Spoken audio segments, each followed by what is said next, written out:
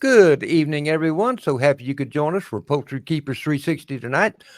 We have a really special guest, and I think you're going to not only enjoy it, but I think you're going to get an awful lot out of it.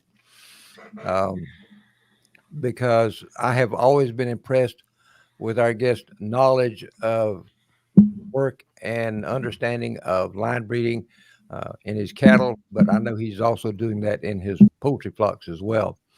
So allow me to introduce tonight Logan Courtney from Oklahoma, great state of Oklahoma. Logan, glad to have you with us tonight.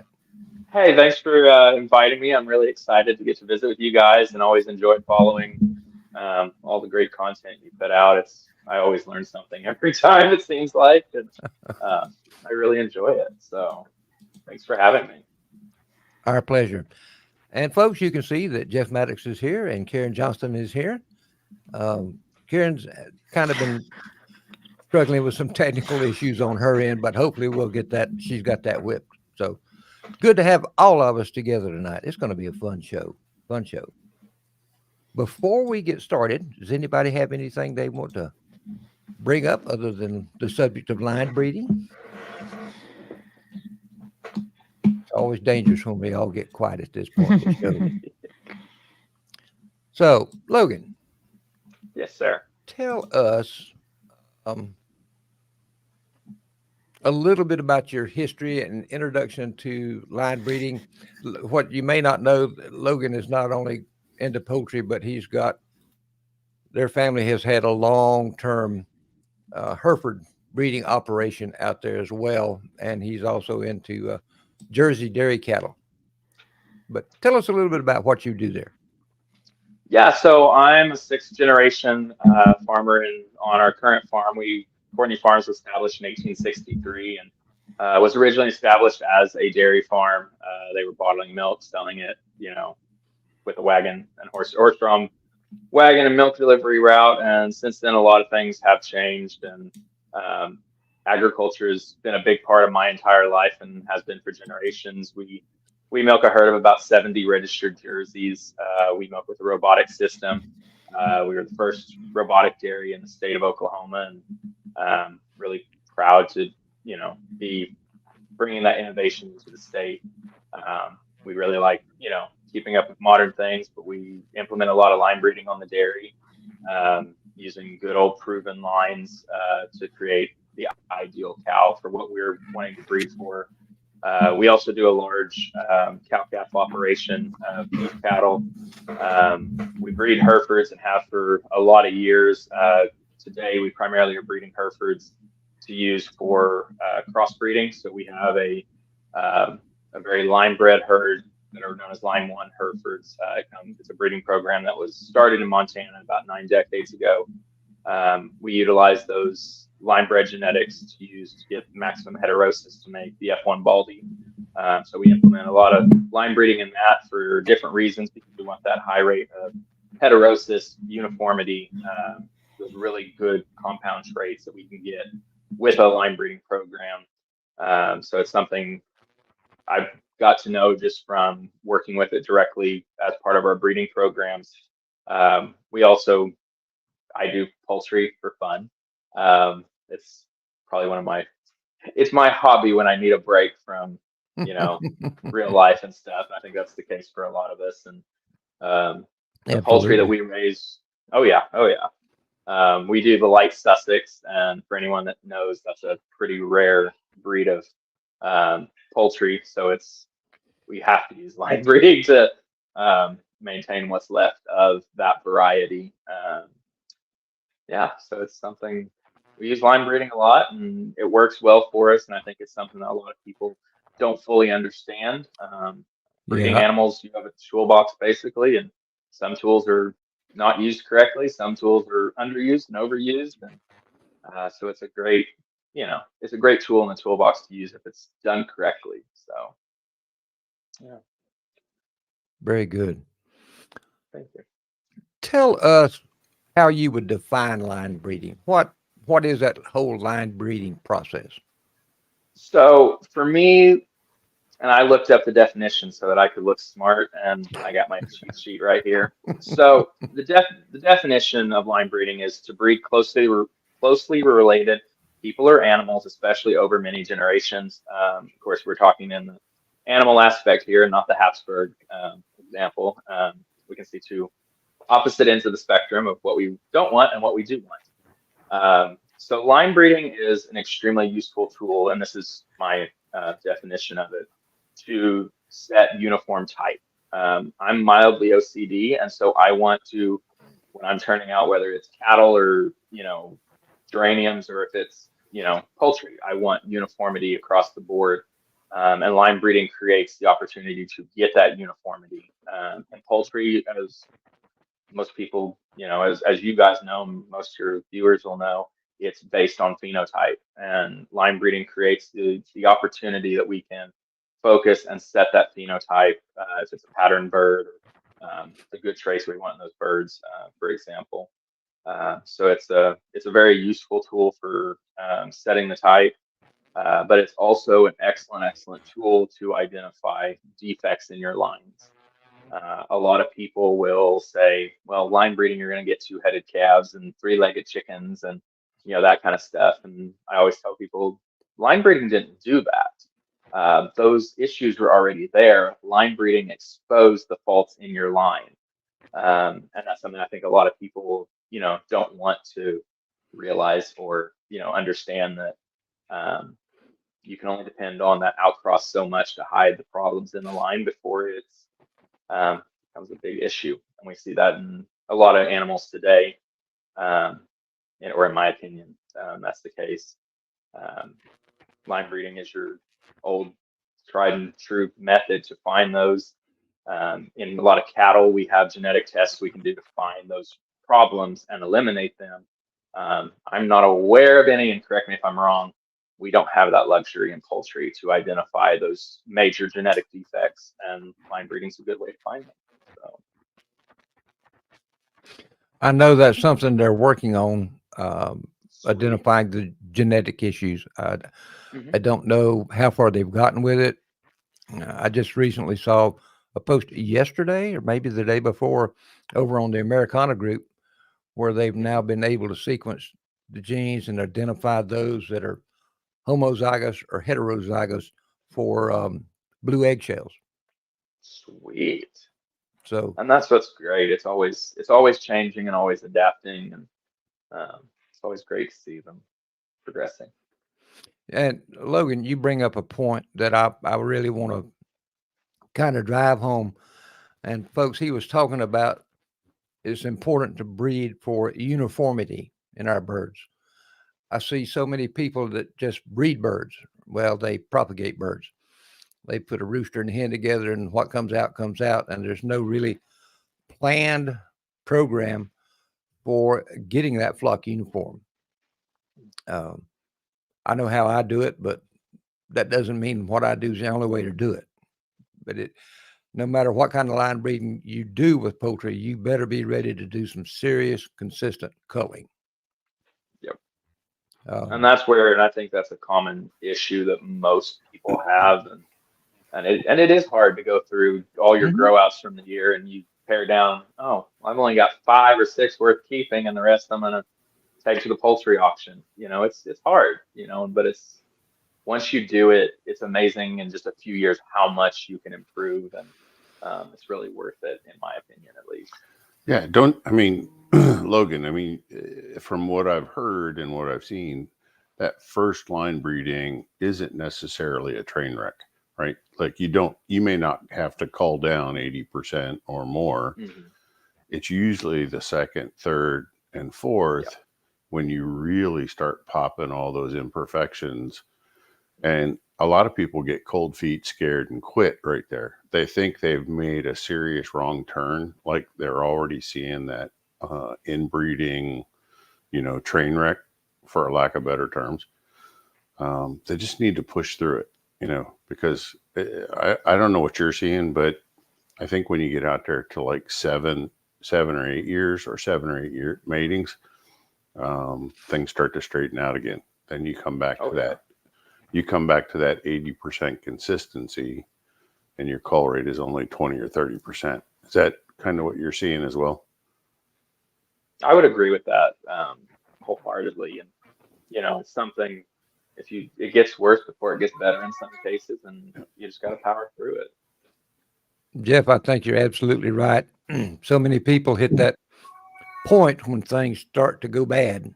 And so they immediately hit the panic button and start bringing in new blood and all that. And that just really compounds it. Well, you just reset the clock on your breeding program. Oh, yeah.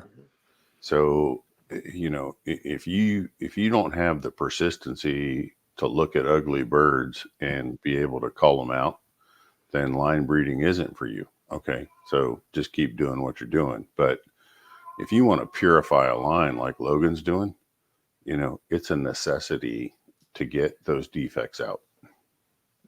And Logan, correct me if I'm wrong, but I can't think of a single strain of livestock, chickens or cattle or horses or swine, whatever, that didn't get to be a really good strain of livestock if it weren't for line breeding.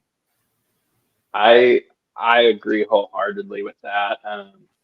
Most of I love history and the history of pedigrees. That's something I really enjoy. Whenever you look at those pedigrees, it is incredible how much line breeding was used. And we know, even looking back at the great old poultry books, that's a mainstay. Endless outcrosses are kind of I would say, a modern thing. And it's just, I think people just don't understand, and we're naturally scared of what we don't understand. I agree with you. You were talking about pedigrees. Now, I know that's something we don't have in poultry, at least official pedigrees. Formal but pedigrees, you can start doing those on your own, because it is important to know where your birds came from, what's behind the birds you have, because that can give you a pretty good clue sometimes where your birds are going as you move forward. Well, I always like to compare it to making a cake. If I start with a vanilla cake mix, no matter how long I stir it or how long I bake it, it's not going to turn into a chocolate cake if I don't have the right ingredients to start with. And so if you don't know where you're coming from, you may luck out, you may not. You're up to a lot of gambles, and I don't like gambles. I want to know where we're going. A line breeding program, or any breeding program for that matter, is only as good as your foundation. And if you don't know what that foundation is, and kind of like before the show, y'all were talking about where certain lines originated, and that's so many people, you ask them, well, where does this line come from?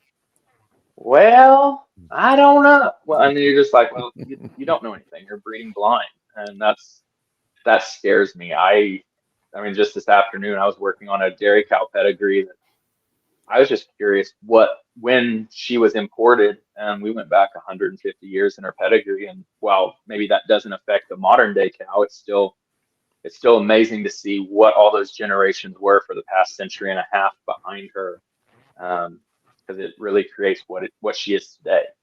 And it's the same in poultry. We just don't generally have those records, and it's a real shame.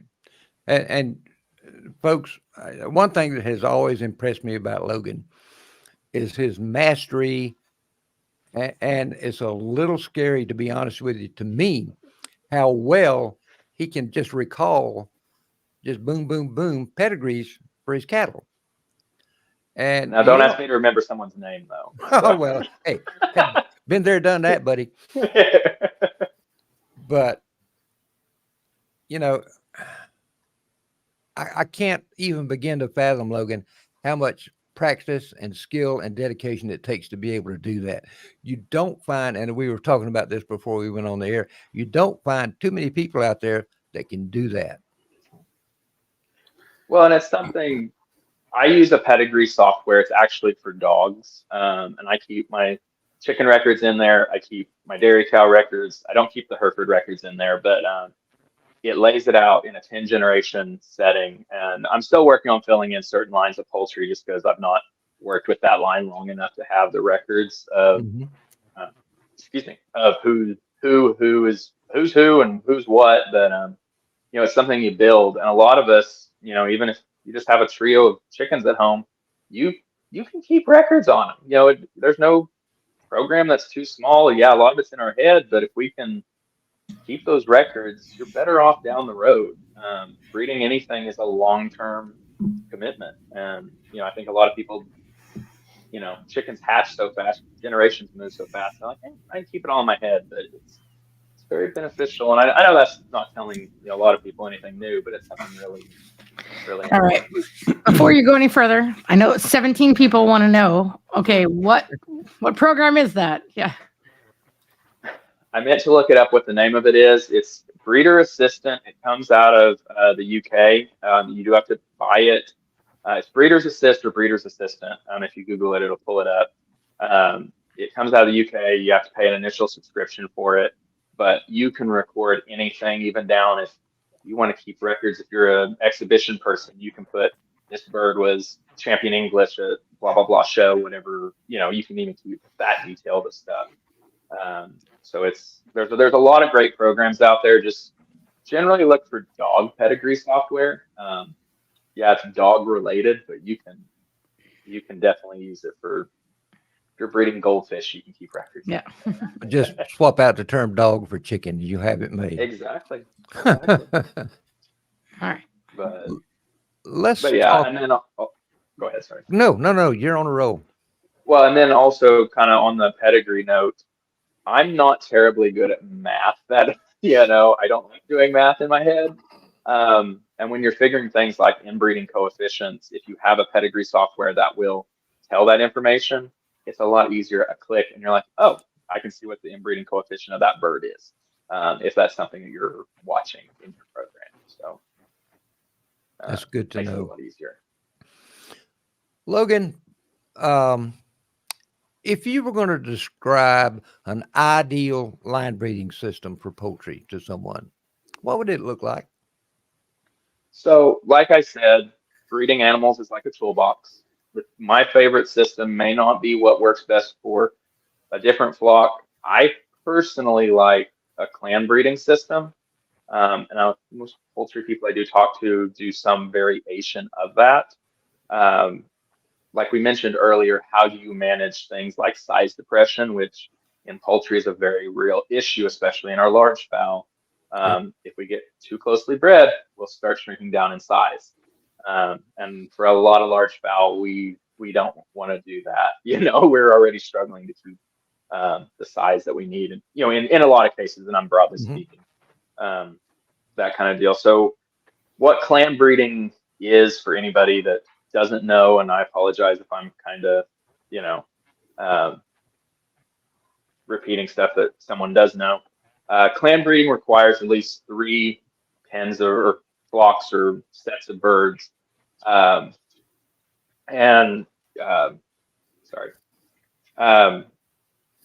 you're going to want related females, and that's the way that I do my clan breeding system.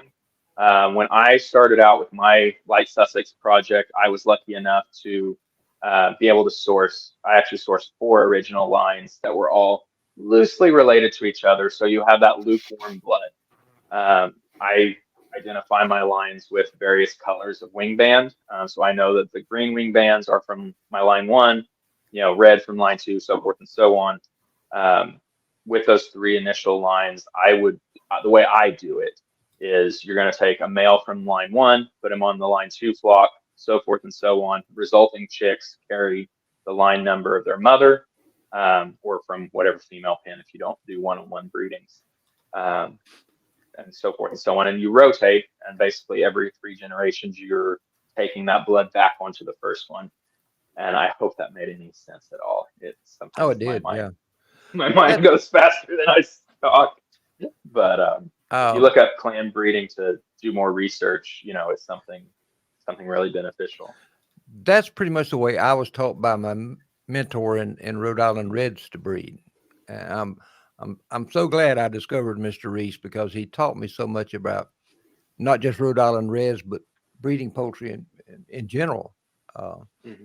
But he told me to start out with 6 full sisters, divide those into 3 pairs, and then use a male that's unrelated to any of those to head up each pen. Yeah. And the females from that pen, like pen one, they would always go back into pen one. You wouldn't cross between those families. And that has proven very, very beneficial to me doing it that way. I mean, it's simple enough. I can keep it straight in my own mind. So, Well, and that's why I like to do the colored wing bands. Yeah, they Mhm. each still have a number, but when you're sorting birds and you got a flashlight that you're holding in your mouth trying to sort pins of birds, and maybe I'm the only person in the world that, I just started to say gets you've into seen that. me sorting birds before, haven't you? Well, I was sorting some birds last night in the dark, and I had the flashlight in my mouth, and I'm like trying to see colors, and I'm like, oh, I got to do this better. But if you do something like a colored wing band, you can sort a lot faster and still keep a number if she is or who he is.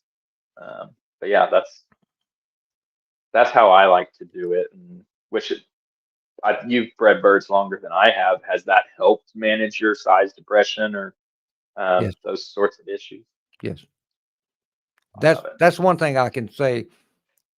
I shouldn't say I haven't had any problems with size, because I have, not getting too small, but getting too large. That was the struggle for me for a while to get the I'd size. rather have that struggle than Yes. opposite. Oh, I agree with you. I agree with you. But it was a bit of a challenge. Yeah. I don't know, Rip. I mean, to me, I would think coming up in size is way easier than going back down. It You is. know, just working with Karen, I know she was fighting to get her size back down to standard, and it was a real struggle. I might be wrong, but from just what I've been seeing, it appears that coming up in size has always been a little bit easier, generationally. But And Karen, you would know more.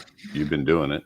Well, part of the issue is that in general, both exhibition and meat people want their birds bigger. Like, even if it's above standard, they're just more impressive. So part of it is the desire to stay smaller. Jeff, that's especially true, I think, with Bantams, because it took me 7 years to get the size of the Bantams down where I wanted it to be. It was not an easy task, but I was able to hold out with what 2 brain cells I had left by the end of the project, but it worked. I just knew that Karen struggled with getting trying to get her size back down to standard. Mm-hmm. And that seemed like it was a really long project.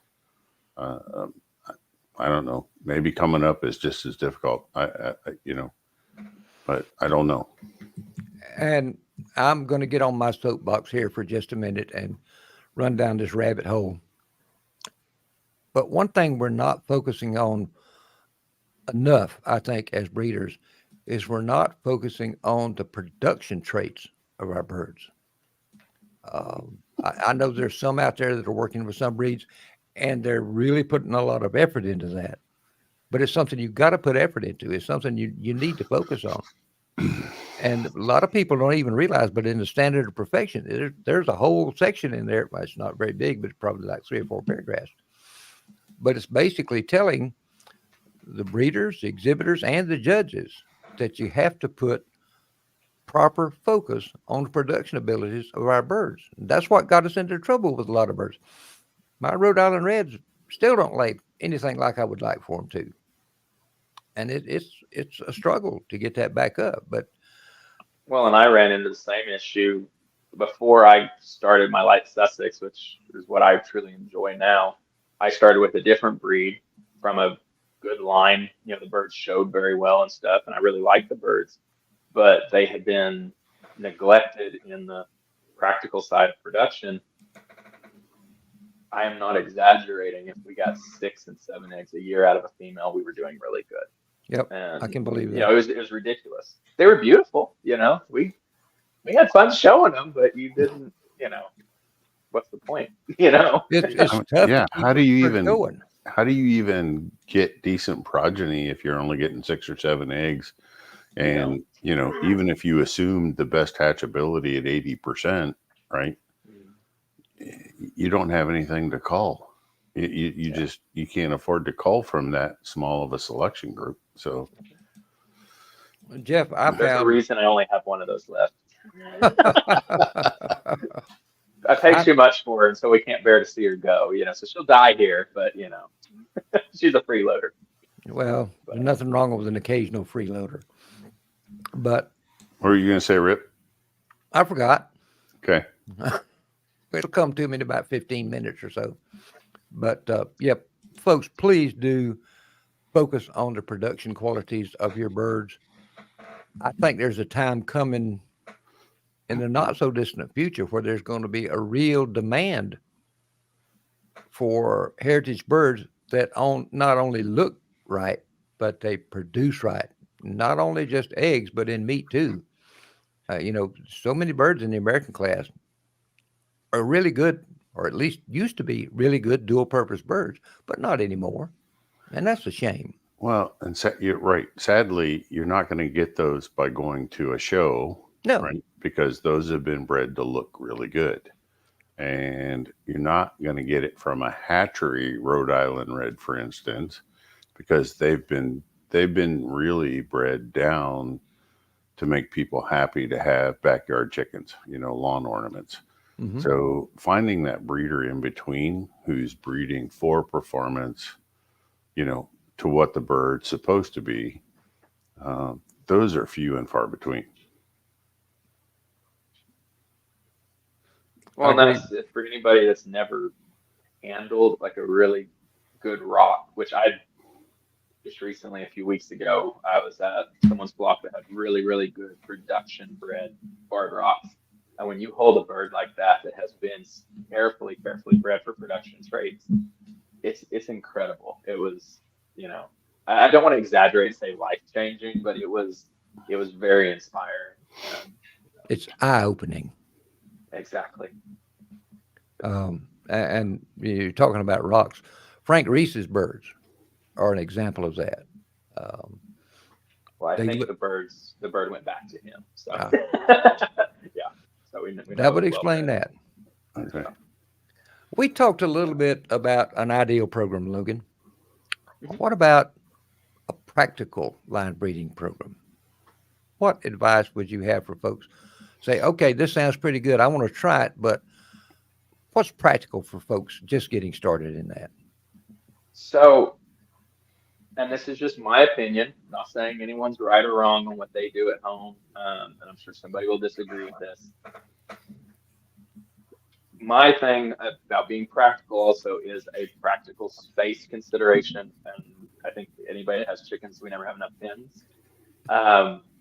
Find your niche of breeders that you can swap birds with, and you can do a line breeding program among 2 or 3 flocks.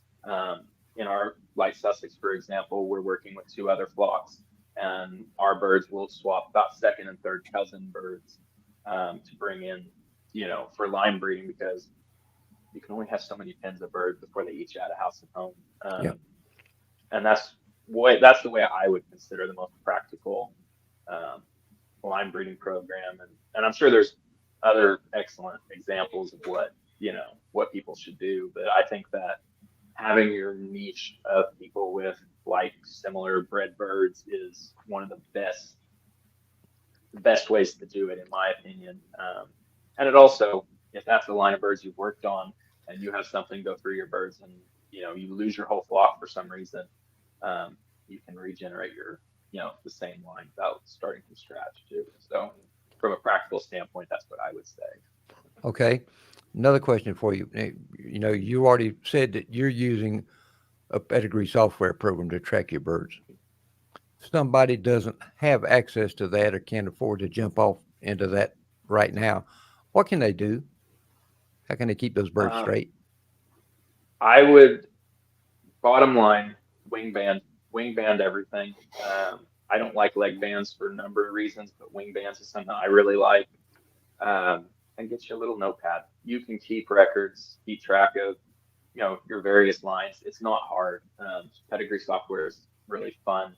It's fun to geek out on, but it's absolutely not necessary. If you have access to an Excel spreadsheet, keep your records on that. It's all about, knowing where your birds are from and where they're from. That's essential in my opinion. But you don't need a fancy software system to do it. Logan, you were talking about spreadsheets. If folks are members of Poultry Keepers 360 in our Facebook group, if they'll go into the file section, we have some spreadsheets there that Karen put together. And she spent a good deal of time putting those together, and they can certainly get you started if nothing else, because they're not complex or hard to use. But if you're interested, go in there and check those out. Oh yeah, and there's so many amazing resources, not just record keeping in that Facebook group. I mean, I'll sit there of an evening and scroll through and find stuff that like, oh, well, that makes sense. That's something I should have probably thought of my own, but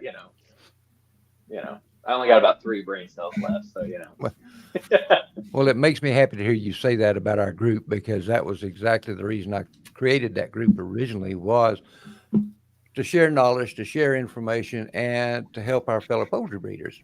That's something I don't see happening nearly as much as it used to, but it's getting better.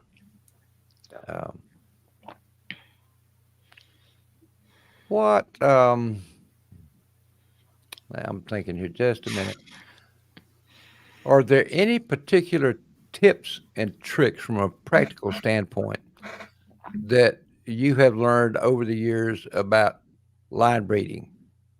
What should people try, first off? So what I would really stress is, aside from the record keeping of knowing what you're breeding to what, don't just keep it in your head, because chickens change a lot and change fast, of course. You're going to want to understand what kind of matings you're doing. I like doing matings of cousins. It keeps your inbreeding coefficient at a reasonable level. Everyone has different opinions on that, especially in a lot of the cattle groups that I, move in.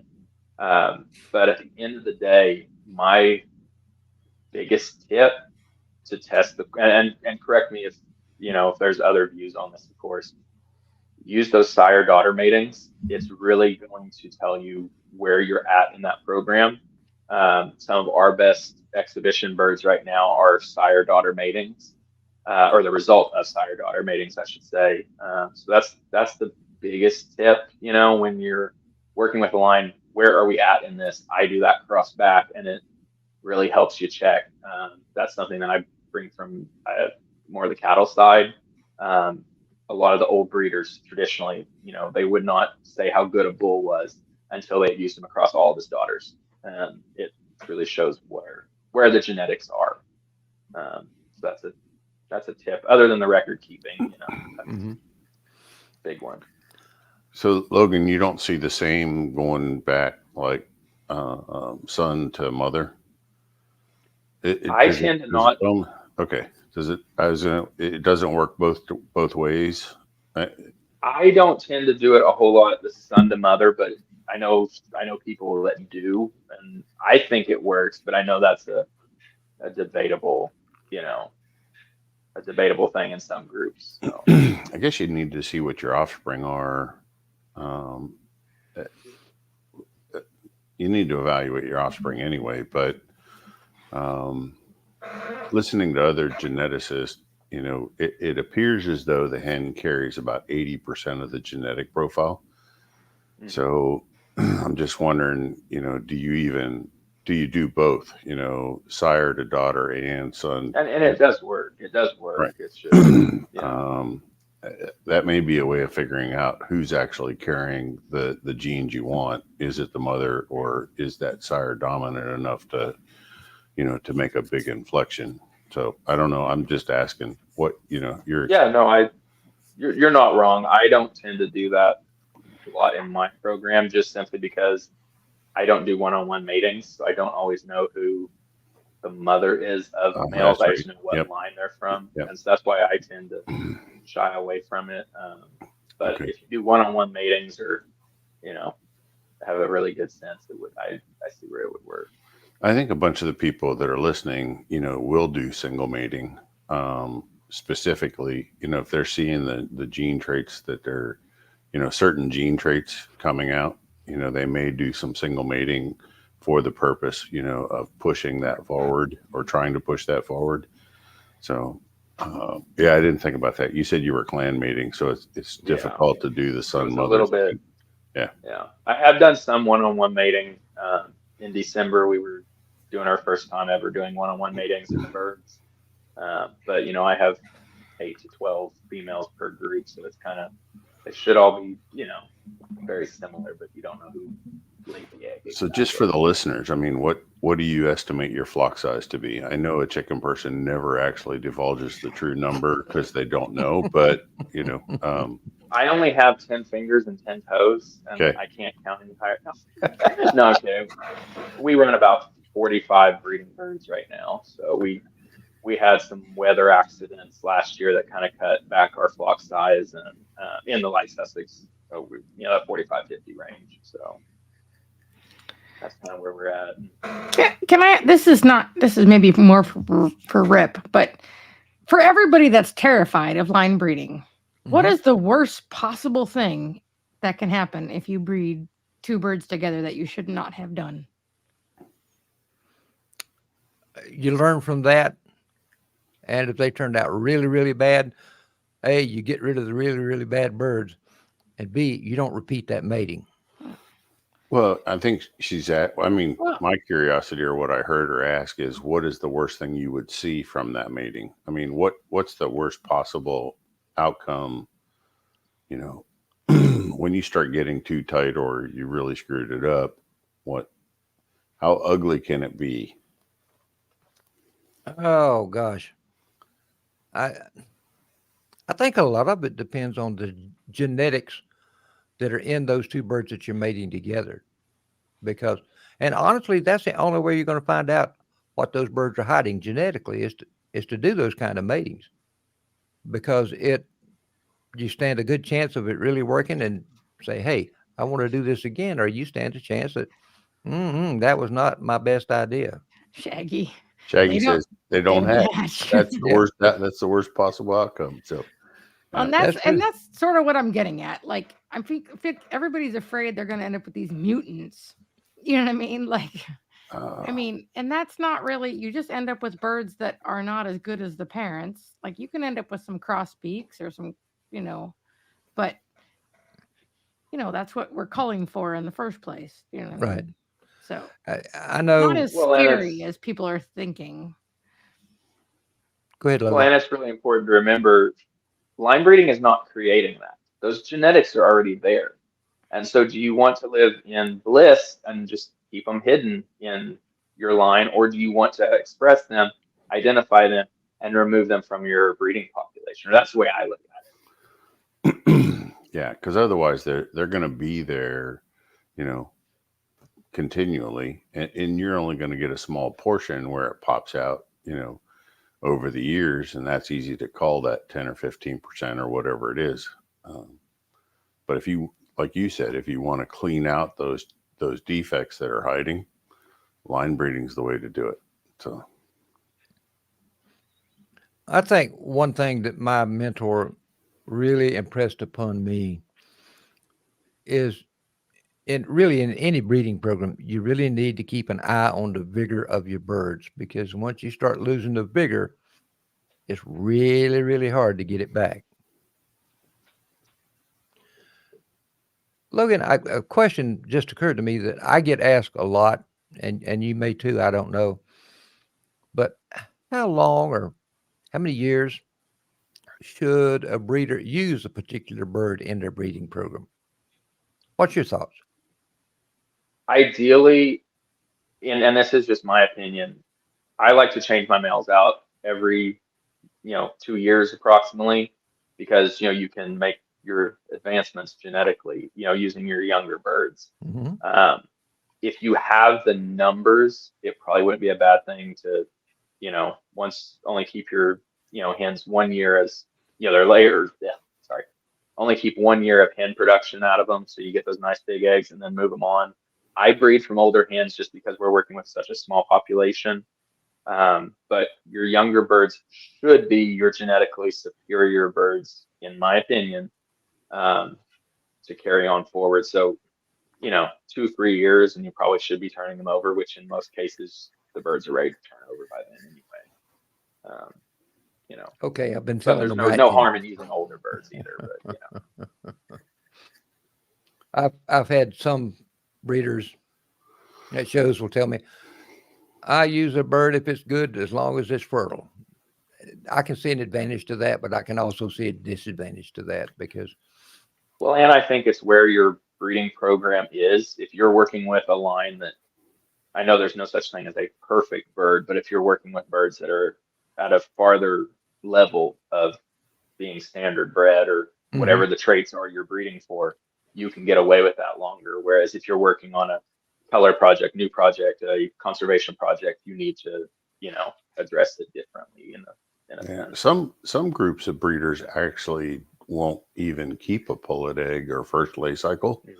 They'll purposely wait until that bird matures to see all the defects and then judge her as, like a 1-year-old, or, after she comes out of her first molt, they'll judge her then for defects. It's just, and that's kind of more in the game fowl community. I see that they don't keep pullet eggs. It's just strange working with the different groups, the beliefs within, the different groups of breeders. And I can't say one is right or wrong. It's just what, that's not just in the game fowl group. no, it's not. You get over to the standard bred poultry group, and that was pretty much the way to do it back 100 years or so ago. They didn't use pullets in their breeding program at all, just for that very reason, Jeff. They wanted to know, what's that bird going to do? What's it going to look like by the time it matures and becomes a hen? Well, and some breeds just take a lot longer to fully mature. I mean, yeah, they start laying eggs at 6 or 8 months, but they don't actually fully, hit their mature weight, until a year, sometimes a little bit longer, depending on the breed, just depending on how big it is when it fully matures. Mm-hmm. Well, and it helps a little bit with Vigor, doesn't it? This bird lived to this age healthily without any problems. You know what I mean? It sure helps build disease resistance in your flock, because I know a lot of the red breeders, I've read extensively about reds, but they would never, if a bird got sick, that was it. They were out. They were never bred from again. And they had some birds that were really hardy. Yeah, I hear that a lot. If a bird gets sick, whether it's a hen or a rooster, they just don't, especially within the first few years, they don't keep them. They just, they don't have the vigor. They don't have the genetic strength that they're looking for. Jeff, I've got a question that probably you could answer about as good as any of us. Is that, to me, the whole purpose of any breeding program is to improve our birds, to help them get to their full genetic potential. But sadly, the feeds I'm seeing out there on the markets today don't let you do that. I mean, it's actually holding your birds back. What are your thoughts on that? I know what your thoughts are, but some of our Rip, folks, you always set me up with these questions. I know you do it on purpose. So who, me? Yeah, I mean, back to birds people waiting for pullets to go to the second cycle.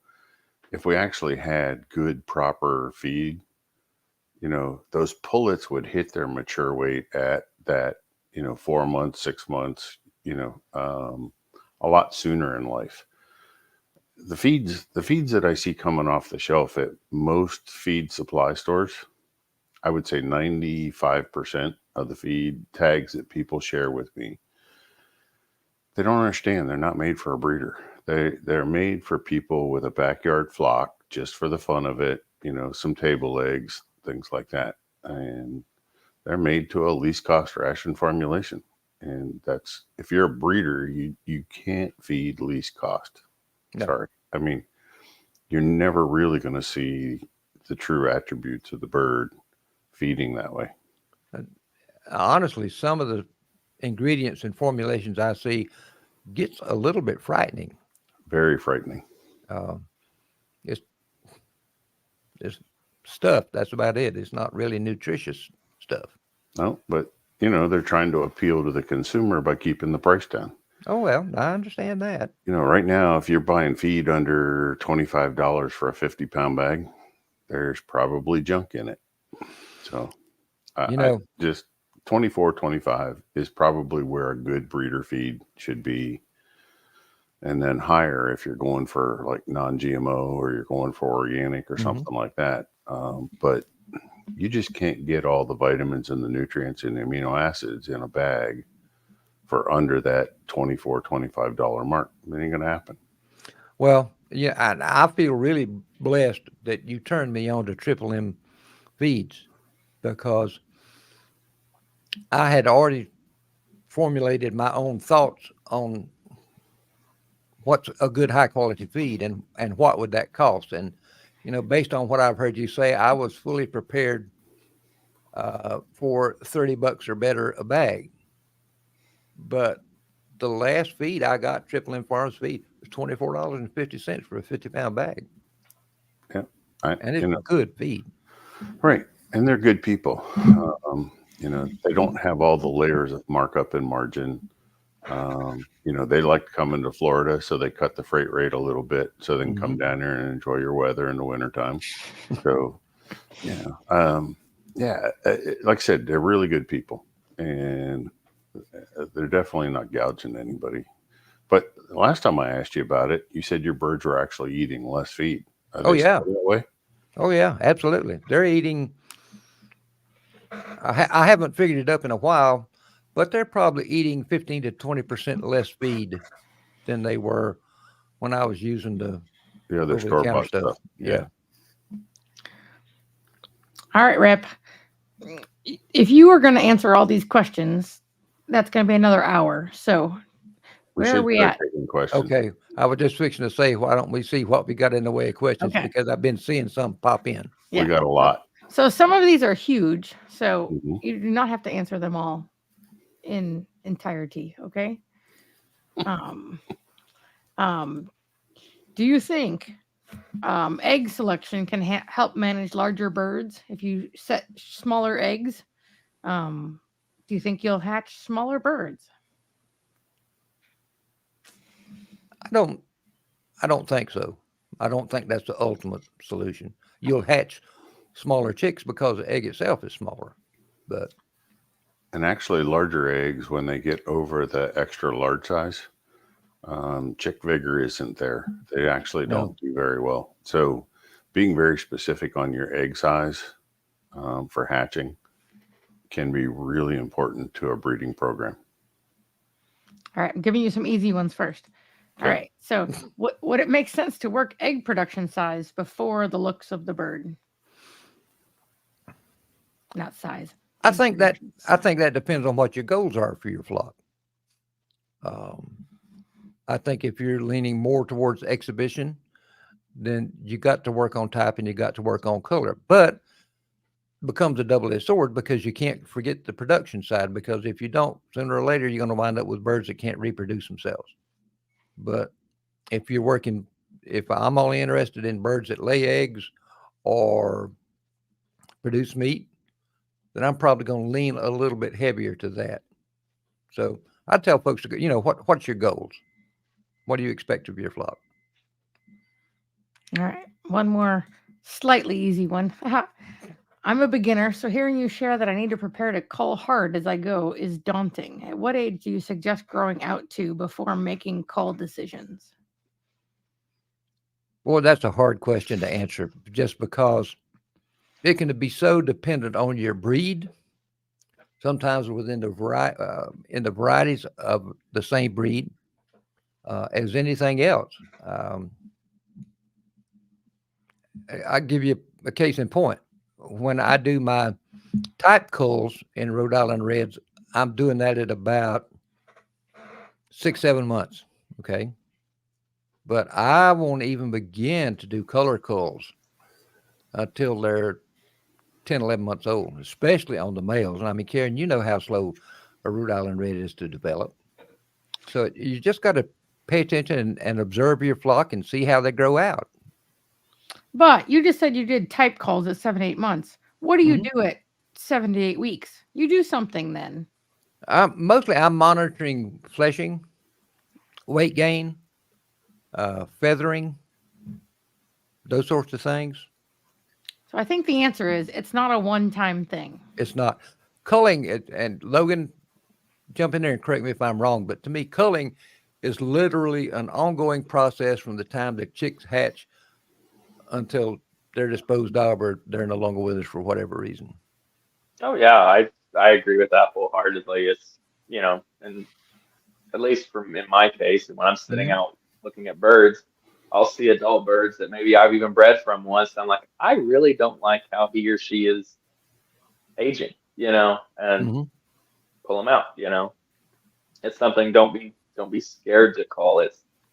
And I know, at least with the 4-H kids I work with, that word terrifies them. They're like, oh my gosh, are you really just ending all these birds? And no, you just find a home for these surplus pullets that you don't need. And, if they're just aesthetic defects or size or, that kind of deal, you can find great homes for them. I think that's where a lot of beginners really freak out, Yeah, culling doesn't equal killing. No. It just means you remove them from your flock. Right. Yep. So, but yeah, Rob's right. As soon as if you're going to be a serious breeder, as soon as you see defects, it don't matter what age, it's time to remove them.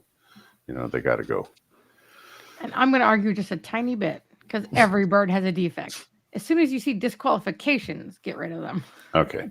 Sorry. But defects, I feel like you got to measure. If your birds are all defect-less, then congratulations. But Yeah, congratulations, because Yeah. you didn't look hard enough. yeah. But But disqualifications, I'm all for instant. All right, here's a decent question. I don't know who's answering. So you've got a pair of birds. How do you start? Logan, what would you do? Well, that scares me. I start hatching as many as you can, but I personally would not start a line breeding program from a single pair. I know it can be done, and people will disagree with me on that. I would hatch a lot, maybe start like with how you mentioned about starting with sisters, and you could do that from a single pair, but you're going to have to bring in some different blood, ideally go back to wherever you got that pair from, or that's my opinion. It'd be very, very hard. I know it can be done. I know it has been done, but And that's daunting. I know a lot of people try to do that because they don't have large facilities. They can't afford to raise a lot of birds. So they try to do it just as a compact breeding program. And that's hard if they're just starting out and they haven't mastered the basics of breeding, management, nutrition, and all that. It's very, very hard. But some do succeed. And then the fear that I always have with that small group, and maybe I'm the only person in the world that loses birds randomly, is, if you keep a very small breeding program that you're trying to line breed and you are successful at it, if you lose 1 or 2 birds, it can screw up your whole program. Can destroy it. Keep a good set of birds, but don't back yourself into a tiny little corner. That's my 2 cents on it. I agree. Well, depending on how rare it is, you may only be able to get 1 pair. There's some that are that tight. Yes. And the breeders that have them just won't share them. But yeah, I can see. But yeah, the difficulty coming out of 1 hen, 1 rooster and making something out of it. Yeah, it seems very daunting. It's a huge gamble there. Miss Karen? All right. I'm going to answer this one, okay? Oh, go for it. All right. So Noah wants to know, if line breeding is good, then why don't we line breed people legally? So, and I'm going to steal this one from Kenny Troiano.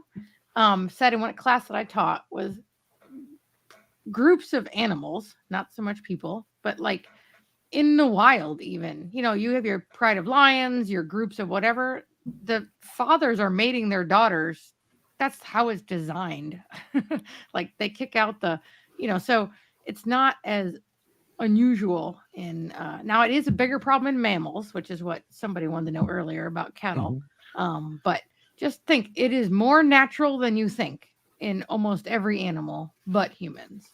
It was actually done way back during all the monarchies, you know, in ancient history. It was very common practice to purify the line and, you know, marry or have progeny from within the same family line. They actually believed in purifying the line. They went too far because it led to a lot of insanity and other problems, but yeah, it was actually practiced. Yep.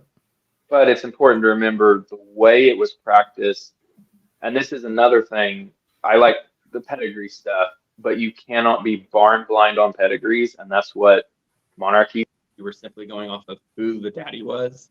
Yep. And you can't do that. If that animal or sire, whatever it is, does not work with that pedigree, it's not going to work. It's going to be a train wreck. And that's where it doesn't work in people because we don't look at it that way. And that's, you know, very important to keep in mind. You know, the Habsburgs were not selecting for the most physically fit, you know, most productive of the family. They were like, oh, who is the most senior branch of the family?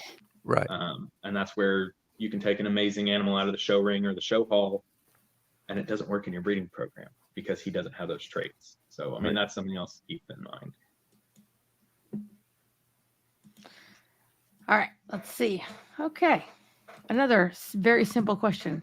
How do you add in a correction or improvements to your line, especially for the difficult to find breeds and varieties? I can tell you how I used to do it when I felt like I had to. Most people will go out and buy a male, and then they breed that male as many females as they possibly can.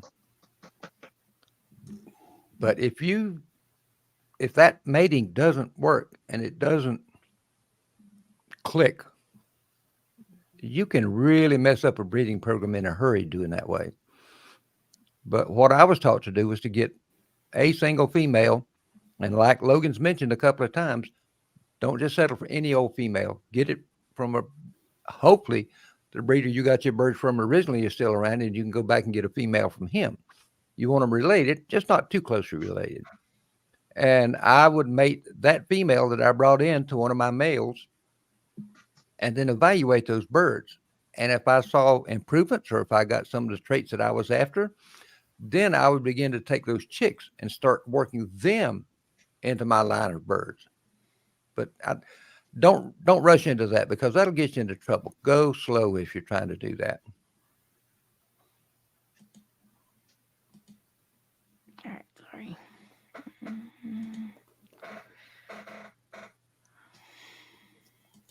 All right, so when starting a program with a rare breed, would you line breed more to increase the population first before setting huge selection standards? So, sort of what you just... I think if you're just starting out, that first year, it makes sense to hatch as many birds and raise as many birds as first your facilities will support and your finances will feed. Because then you can start sorting through those birds to find out the birds to keep and the birds to move on. Am I right, Logan? I would absolutely agree with that. The birds you can afford to feed properly. That's the only thing I would add. Yeah. Well, yes.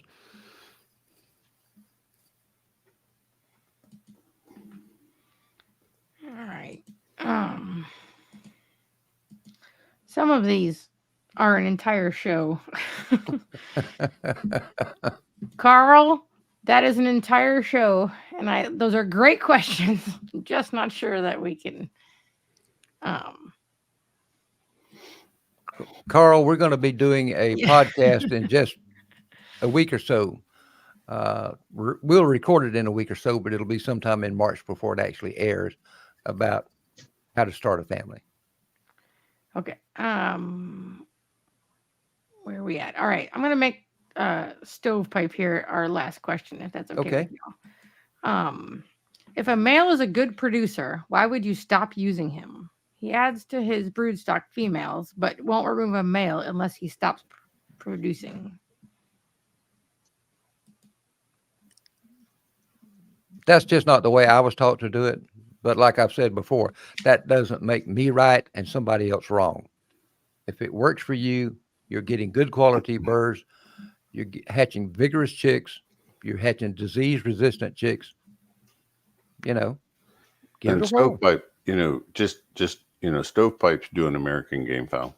Okay. And so his roosters are not getting as heavy as your. So here, the other thing that we have to play into this is how large are those males? Because at a certain point of body weight, they lose interest. They get too fat. Yeah. Because we don't properly mold them.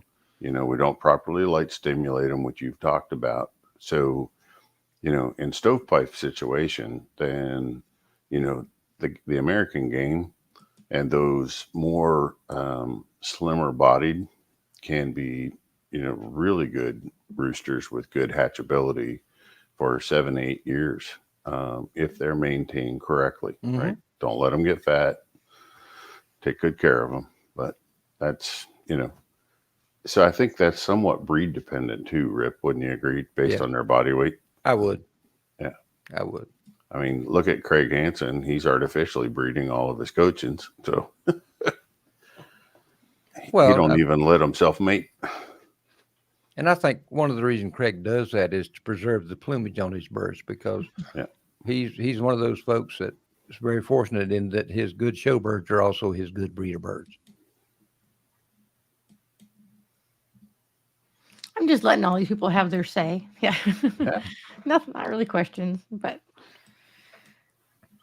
And Sue brings up a good point there. It takes time to build that consistency. I wish it didn't, but if it was easy, everybody'd be doing it. It takes a year to see what you made. So,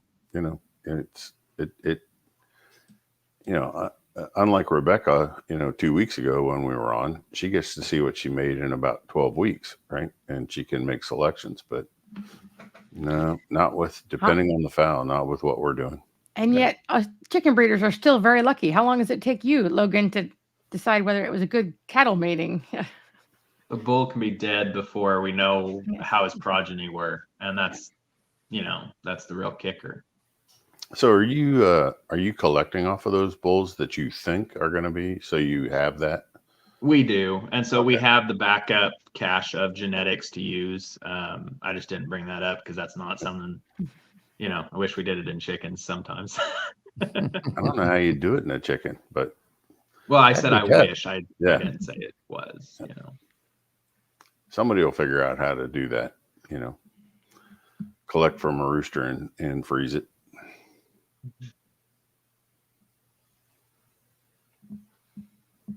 Man, that was about the fastest show we've ever done, Rip.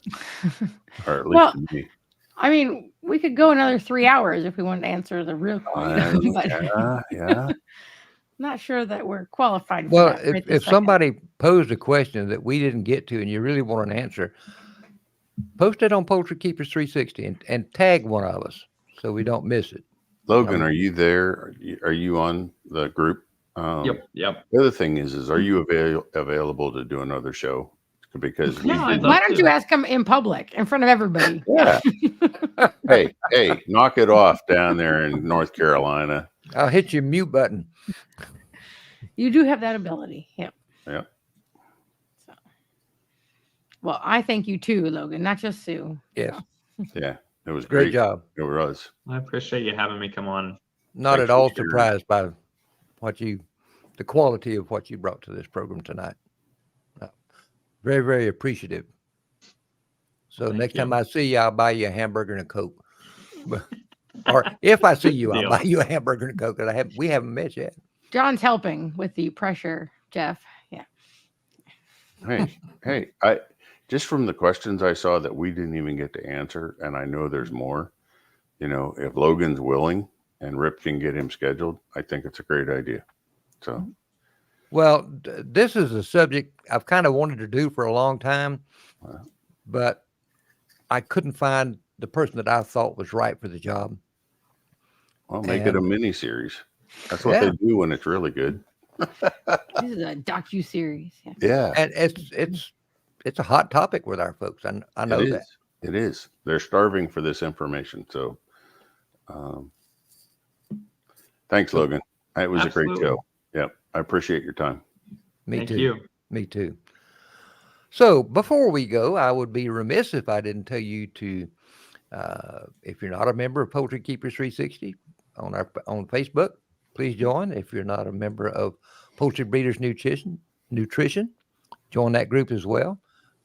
Follow the Poultry Keepers podcast. It comes out every Tuesday, and we get more into breeding on that than we do in our other programs. We've been talking extensively about dual purpose birds and covering the whole gamut of what to do with that. So, boys and girls, we thank you so much for joining us. And Karen and Jeff and Logan, thank you for being with us tonight and lending your thoughts and your expertise. So until we come back in 2 weeks, we'll see you guys later. Bye-bye.